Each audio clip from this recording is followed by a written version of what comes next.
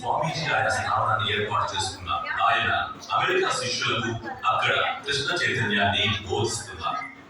1965వ సంవత్సరం భక్తి వేదాంత స్వామి శ్రీల ప్రభుపాదుల వారు ఒక బొక్కు తీసుకెళ్లే నౌక ద్వారా కలకత్తా నుండి న్యూయార్క్ నగరానికి చేరుకున్నారు.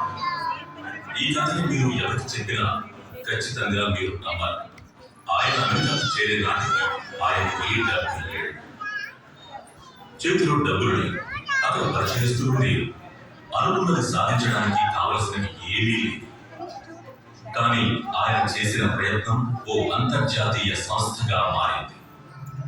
ప్రాచీన కాలపు అమూల్యమైన భక్తి గ్రంథాలను ఆయన స్వయంగా అనువాదం చేసి ఉంచుకున్న ప్రతులు మాత్రమే ఆయన వద్ద ఉన్నాయి అంతే.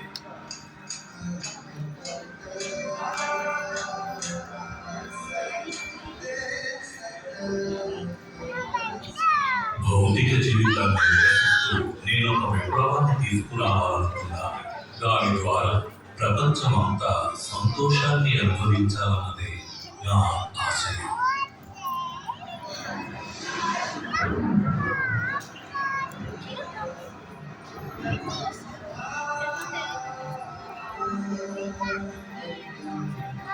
శ్రీల ప్రభుపాదుల వారు అమెరికా చేరుకున్న వేళను అక్కడంతా అల్లకల్లోలంగా ఉంది.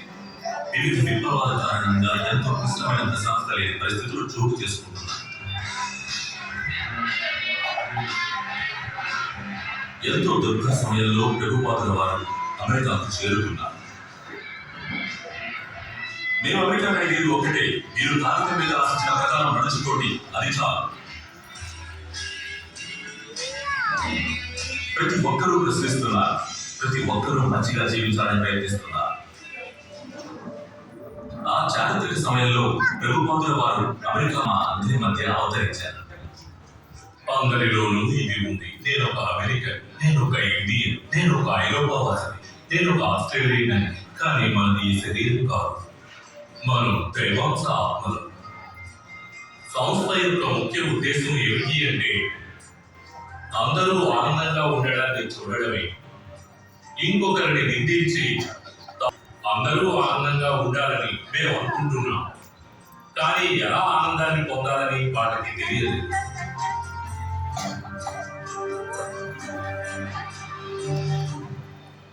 హరే కృష్ణ అనే మహామంత్రం ఆ గొప్ప సంస్థ మరియు దానిని మొదలుపెట్టిన స్వామి. న్యూయార్క్ సిటీ 1965వ సంవత్సరం.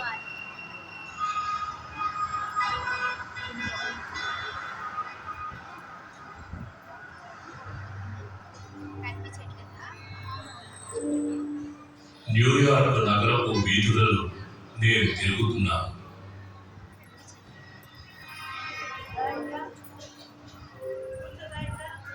5వ అవెన్యూని నేను చూడడం. ఏ మిత్రుడు లేకుండా, ఏ విధమైన మార్గము లేకుండా ఒక పిచ్చివాడిగా తిరిగాను.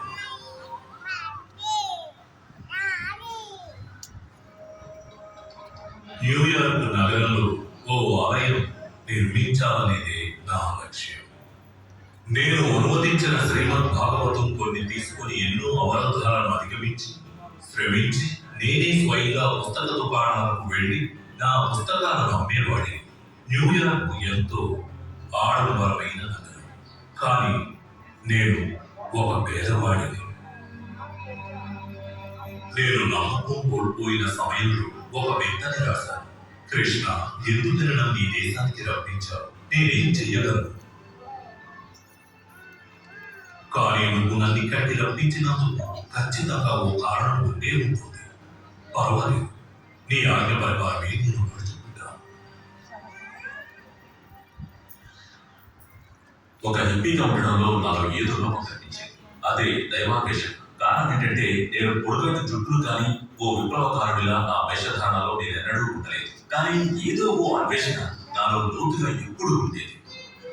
ప్రభుపాదుల వారిని మొదటిసారి నేను కలుసుకునే అవకాశం నాకు ఎప్పుడు కలిగిందంటే మాన్హాటన్లోని గ్రౌండ్ స్ట్రీట్ లో నేను ఒక బస్సులో ప్రయాణం చేస్తున్నాను. అక్కడ నాకు తెలిసిన ఒక వ్యక్తిని కలిశాను. అప్పుడు ఆయన ఒక చిన్న కాగితం ముక్క మీద నేను మొదటిసారి ప్రభుపాదుల వారిని కలిసినప్పుడు నాకు ఆయన ఎంతగానో నచ్చేశారు. కారణం ఆయన పెద్దవారు, సకల శాస్త్ర పారంగతులు, ఒంటరిగా ఉంటున్నారు. ఆయన నేను ఏదో ఒక రకంగా సహాయం చేయాలని నా ఆశ అనిపించింది.